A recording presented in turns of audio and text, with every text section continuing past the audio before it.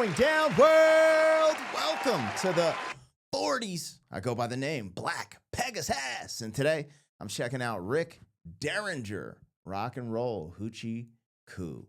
Hoochie Koo. I have no clue what a Hoochie Koo is, y'all. Now, way down yonder, Chattahoochee, it gets hotter than a Hoochie Coochie. Hoochie. I always thought it was something else coming from where I came from with the slang, but apparently, when I did the reaction to the Hoochie Coochie, the Chattahoochee by Alan Jackson, it was like a kind of a provocative dance or like a belly dance type of thing. So I don't know. I don't know what a Hoochie Koo is. I don't know. Maybe when I listen to it, I'll, figure it out. But anyways, what brought me here to Rick Derringer today? Something special, actually. My interview with Neil Giraldo. Yeah, Pat Benatar's husband, Rock and Roll Hall of Famer, co-produced, co-wrote, so much stuff for Pat Benatar and others, massively. And when we were talking, he talked about Rick Derringer. And I'm going to play a clip from that in the middle of this reaction because this is a first-time reaction. I've never heard this song. But when we did we started talking about Rick Derringer in the interview, the editors who edit inside the reaction, that series we have on the channel, they put a small clip, I think it was like 10 seconds, 6 seconds of Rick Derringer performing this song. And I was like, I got to hear this song. I have to hear it, especially knowing what Rick Derringer did for Neil's career and is responsible for, and then knowing what Neil is responsible for. It's this crazy ripple effect and tide. It's super cool. So I want to check out Rick Derringer for the first time. I'll bring up the clip with Neil talking about him, and you can check the whole interview out on the channel right now if you want. I'll link that as well. But let's go. This is Rick Derringer, first time reaction to Rock and Roll Hoochie Koo. If you guys are here for it, like, share, comment, subscribe, and welcome back to the channel. They tease him a lot, black peas on the spot. Welcome back, welcome back, welcome back, welcome back, welcome back, welcome back, welcome back, welcome back. 40. All right, let me get this logo down and pull the video up. Don't forget to support the original content on the channel. Also, if you want to check out my other channels, I have a family travel vlog channel, and I also have a commentary channel, Pegasus vs. the World. But over here is where we do all the music and the music reactions. If you want access to the reactions early, we have a membership. That link is in the description as well. And it gives you access to all the reactions early. There's a big catalog. I update it every single day. Don't feel left out. Everything in the membership will get released publicly eventually. Hey, so don't trip. Anyways, just thank you guys for your support. Huge shout out to all the members on the channel. And let's get this show on the road with some Rick Derringer. Now, the reason I know of Rick is because of the song. It was the Hulk Hogan's anthem. Rest in peace to Hulk Hogan. It's weird because Hulk Hogan, I don't really think he's a controversial figure, but he could be, I guess, whatever. I was a fan of Hulk Hogan. There's these staples in my life from being an 80s baby. It's Michael Jordan, Hulk Hogan, Mike Tyson. Me personally, Bruce Lee is in there as well. But these figures in athletics had a huge impact on me.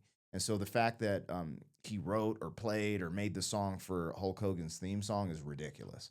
Anyways, other than that, I did not know of Rick Derringer. So let's get to know him. This is Rock and Roll Hoochie Koo. Let's get it.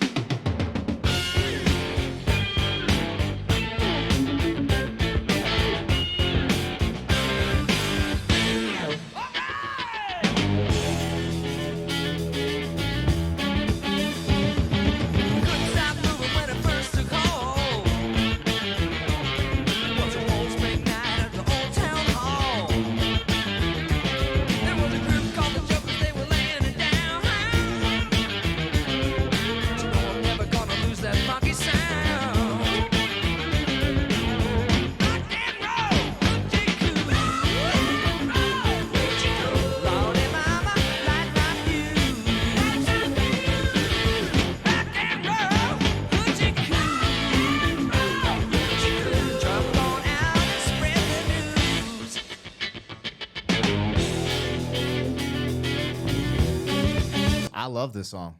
I love the way the direction it's going. It's moving and shaking in different pockets. I like his highs on that Hoochie Koo. Like, this is it. I'm rocking with this. This is interesting because I don't know how much of a household name Rick Derringer is. You know, a bunch of people when I did the Neil Giraldo video, they said you should react to Rick, but I never had a ton of requests for Rick until that moment. So I don't know if he's like a huge rock god, if he's, you know, a little more underground. Is he a household name? I have no clue. But this song is fire. So it's like funky. I don't know if there's a bluesy thing in there anywhere, but there's something. It's just like, there, I don't know. But the funkiness to it and him just telling the story. He's telling a story about it. I'm going to, anyway, let's rock.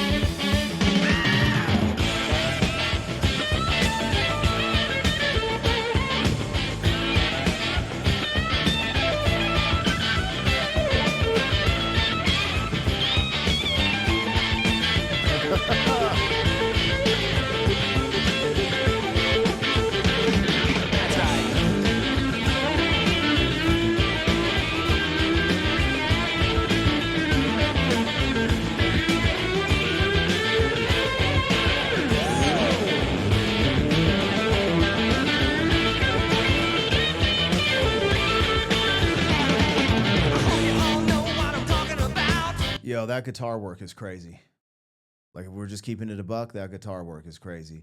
You know, with the concept, I believe, of Hoochie Coochie being like a dance or like, you know, whatever. I don't know if this is, you know, slang for that, but everything he's explaining is like kind of like a ode or like just a shout out to rock and the party's here and, you know, let's get it popping, let's have a good time. So I don't know if Hoochie Koo is representing that, like, yo, let's have like a party and rock or have a good time with rock. Y'all let me know what the slang meant. If it was slang, I don't know. Maybe it just, I don't know. I don't know what Hoochie Koo means. I always thought, I think I'm confusing like Coochie Coochie Koo. Like, you know, when you're like with the baby, Coochie Coochie Koo, Goo Goo Gaga, like the little stuff you say to a baby and stuff, but I don't know. So anyways, I wanted to play this though, because we're here. I've just heard this guitar work that was fantastic. And I believe he talks about this in the story. I have a million of these up, huh? But I want to play. So this is Neil Giraldo. For y'all don't know, you have to know. Rock and Roll Hall of Famer, Pat Benatar's husband, co-wrote, co-produced so much for so many people, including all of, you know, Pat Benatar's, you know, bruh, his accolades are insane. But this, I did an interview with, this is on the channel. If you slept on this, please go back and check this out like right now. But yeah, man, we got a full, it's called Inside the Reaction, where we did a bunch of stuff. Go check this out on the channel. That'd be important because bringing this type of original content to the channel, this is the type of stuff that people really need to check out. But anyways, this is him talking about Rick Derringer, discovering him. So think about the ripple effect from, we're listening to Rick Derringer do his thing right here, and then he discovers someone like Neil, and Neil goes on, you know, and is a part of Love is a Battlefield. I mean, you name it. Anyways. Him as an artist and especially his role in your career, which was tremendous. Yeah. Yeah. Thank you for mentioning him. So, and then we'll get back to Love is a Battlefield, because you could do a whole segment on that song and everything about it. So I'll try to put in the highlights and answer that. But for Rick Derringer, so it's it's very powerful. I get really choked up. It's hard for me to say this because I talk about 5 people in your life that make the most important, I guess I could say that, the most important people in your life, right? 5. He's one of the 5. And this is the reason why. Because I was playing in a band in Cleveland, Ohio, and I was 21 years old, and I really felt like I wasn't getting anywhere. I mean, all the bands I was always in Cleveland were original bands. We would do original material and material from other people that not a lot of people heard. Because I wanted to have original songs. I didn't want to do everybody else's material. My whole life was based around, even when I was 7 years old, I wanted to walk down Lonely Street, Elvis Presley down Heartbreak Hotel. That's what my life was. I was in that song, walking down the street. At 7 years old, I heard that. So for Rick, what Rick did, I went from playing in front of 50 people to audition for Rick Derringer's band. He auditioned over 200 guitar players. That's insane. I can't even imagine auditioning 10. Who would want it? Over 200? He's out of his mind. This is insane. But he chose me. And the day he chose me, my whole life changed. Because I went from playing in front of 50 people a night to thousands.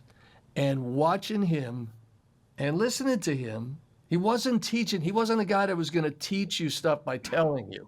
It was by actions. And I watched him and listened. And when we went in to make the record, Guitars and Women, I played more piano than guitar because I love piano. I played a ton of it. I love it so much. And I remember when he said, when we went in to do the record, he says, "Oh, I'm going to get a piano player to play on the record." I said, "No, you're not." He goes, "Why?" He goes, "I'll play it. I'm going to play." He goes, "Oh, yeah, okay." And, it's just little things that he did. I watched him in the studio. Todd Rundgren produced a record. I watched both of them, and I listened. But the thing is, if he wasn't in my life, I would never be where I am today. This is a beautiful thing, and it's a really dope conversation. I just wanted to share it in the middle of this reaction because it's like, how many times... Well, maybe there'll be a lot, who knows? But what I was going to say is, how many times do I get to have a conversation with someone at the elite level of rock as Neil Giraldo, and then I'm doing a reaction to something that the dude who put him on. And you saw the authenticity here. And if you want to hear more of that conversation, go peep out the full interview. It's awesome. But the really cool thing about hearing that story and then listening to the music, because I'm hearing this music for the first time and hearing the guitar work and the fact that he picked Neil. Now, if you go into the weeds a little bit and go down the rabbit hole, their relationship was even bigger in the sense because I believe that Neil was helping with other instrumentation and stuff in the recording and the music process, which, from what I understand, a lot of times a guitarist is just a guitarist. But the fact Neil can just jump on the keys and start hitting you with some fire, there's just a lot there to the story. And it's really cool to be able to connect the dots, especially coming from where I come from. I don't know about rock, dog. I'm just discovering a gang of stuff in the last year or two. So, like, to be in these conversations is fun. I'm the fly on the wall. I'm the outsider from the other side of the tracks. I'm not tripping, but I do enjoy it, and I appreciate it greatly. And if I can add a little context to the reaction, there you go. Anyways, let's keep rocking, bro. This rock and roll Hoochie Koo is butter, bro. This is butter, dog.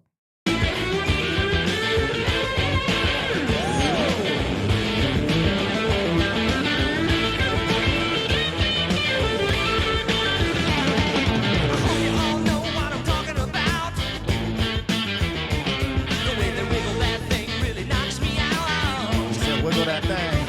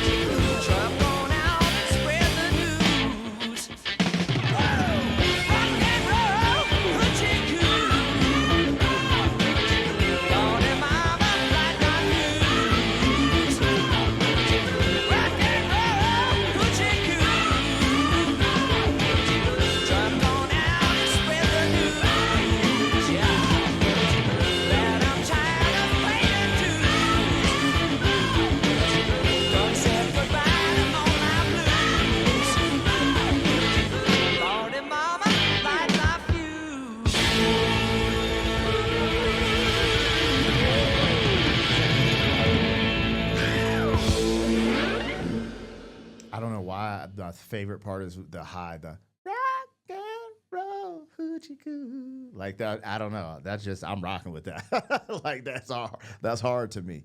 Anyways, I rock with this song. I love the different the different places the music went, the different pockets. I really enjoyed his voice. And if I'm honest, I guess I don't know how big Rick Derringer ever got. Like, I just don't know. You guys have to tap in with me. Let me know. But hearing what I just heard there, I would have expected to get more requests for his stuff earlier. Because hearing that, I'm like, this mother effer is a beast. And again, he put on Neil Giraldo at some. He gave Neil Giraldo his first shot, and then look at what Neil Giraldo has done. Bruh. And that's just the way the game goes, dog. Anyways, that was Rock and Roll Hoochie Koo, the first time I've ever seen it. Now, I did check this out from his official YouTube channel, so go over there and listen to it without me. Go stream the music, all that good stuff. It's important because reaction videos aren't a substitute for the original. We always want to highlight and lead you back to the water. Anyways, yeah, man, Rick Derringer, Rock and Roll Hoochie Koo. Yeah, man. Y'all let me know in the comments, what the hell does Hoochie Koo mean? I'm guessing like the way he positioned it with the lyrics is just, rock star, rock life, bringing life to the party. Hey, this rock, like, you know what I mean? That's what I'm getting from it. But yeah, and I don't know. I like these type of vibes because it's not, in today's day and age, the music, there's like a lot of different presences, and I like to get away from that recently. So the mental health presence, the depression presence, the political presence. Like, as much as I appreciate some of that music, right now in my life, I'm just personally not trying to listen to like all this stuff. I like this. This is perfect for me. That's why y'all see me, I'll be like, man, this is just the old school love song. I love this. Because sometimes, like, real life is real. So I like to utilize my music to escape. Every now and then I like to, feel the pulse of the culture and get back, ooh, this made me feel real, like this is happening right now. But a lot of times I like to escape with my music. Or it takes me to a certain place. And that did that. Anyways, let me know what I got, what I missed. Like, share, comment, subscribe, and I will catch you on the next one. Thank you for being some man. 40 years down the road, back again. FUQ, boy.